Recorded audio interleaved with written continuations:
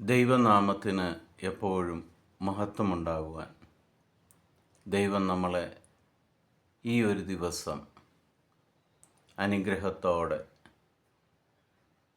കൈപിടിച്ചുയർത്തിയിരിക്കുന്നതിന് ദൈവത്തിന് നന്ദി പറയാം. ഇന്ന് നമ്മൾ ശ്രവിക്കുന്ന തിരുവചന ഭാഗം പ്രഭാഷകൻ്റെ പുസ്തകം 7-ാം അധ്യായം 31-32 തിരുവചനമാണ്. കർത്താവിനെ ഭയപ്പെടുകയും പുരോഹിതനെ ബഹുമാനിക്കുകയും കൽപ്പനപ്രകാരമുള്ള വിഹിതം അവന് നൽകുകയും ചെയ്യുക. ആദിഫലങ്ങൾ, പ്രാശ്ചിത്തബലി, ബലിമൃഗത്തിൻ്റെ കുറുക്, പ്രതിഷ്ഠാബലി, വിശുദ്ധ വസ്തുക്കളുടെ ഓഹരി എന്നിവയാണ് അവൻ്റെ വിഹിതം. ദരിദ്രന് കൈ തുറന്നു കൊടുക്കുക, അങ്ങനെ നീ അനുഗ്രഹപൂർണനാകട്ടെ. നമ്മളുടെ ഓരോരുത്തരുടെയും ജീവിതം എങ്ങനെ അനുഗ്രഹമുള്ളതായി മാറും, അതിനെന്താണ് ചെയ്യേണ്ടത് എന്ന് വളരെ വ്യക്തമായിട്ട് വിശുദ്ധ ഗ്രന്ഥത്തിലൂടെ ദൈവം നമ്മളോട് സംസാരിക്കുകയാണ്.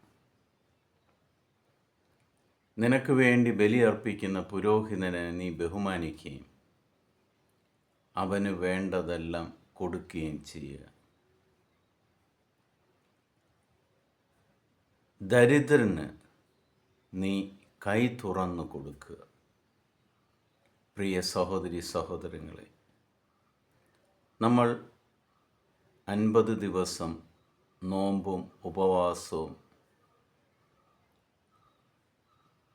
ആചരിച്ചുകൊണ്ട് കർത്താവിൻ്റെ കുരിശെടുത്തുകൊണ്ട് നടക്കുവാൻ നമ്മളെ തന്നെ ഒരുക്കുന്ന ഈ നിമിഷം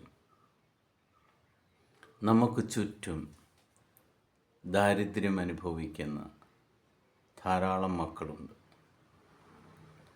അവരെ നീ കൈ അയച്ച് സഹായിച്ചാൽ, കൈ തുറന്ന് അവന് കൊടുത്താൽ,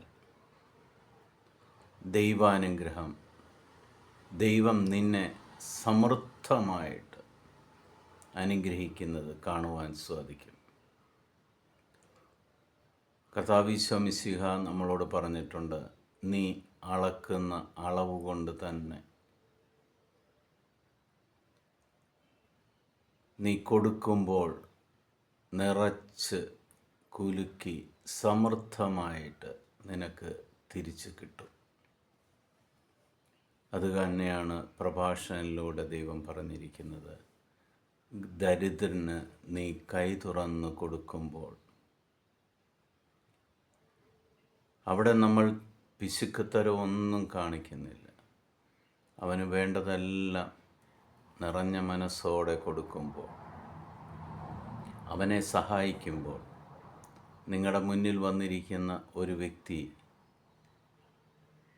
ഒരു സഹായത്തിന് വേണ്ടി, ഒരാവശ്യത്തിന് വേണ്ടി നിങ്ങളുടെ മുന്നിൽ വരുമ്പോൾ, അവരുടെ ആവശ്യം കണ്ടറിഞ്ഞ് നിങ്ങൾ അത് സാധിച്ചു കൊടുക്കുമ്പോൾ, സ്വർഗീയ പിതാവായ ദൈവം നിങ്ങളെ സമൃദ്ധമായിട്ട് അനുഗ്രഹിക്കും.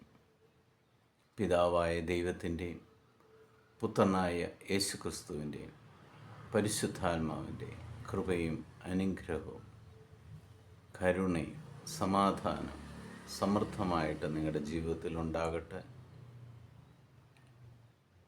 പിതാവായ ദൈവത്തിന് നന്ദിയും പരിശുദ്ധാത്മാവിന് നന്ദിയും യേശുക്രിസ്തുവിന് നന്ദിയും അർപ്പിച്ചുകൊണ്ട് നന്ദി നിറഞ്ഞ ഹൃദയത്തോടെയും ദരിദ്രരെ കൈ തുറന്ന് സഹായിക്കുവാനുള്ള മനസ്സിനുമായിട്ട് കർത്താവിനോട് നമുക്ക് പ്രാർത്ഥിക്കാം.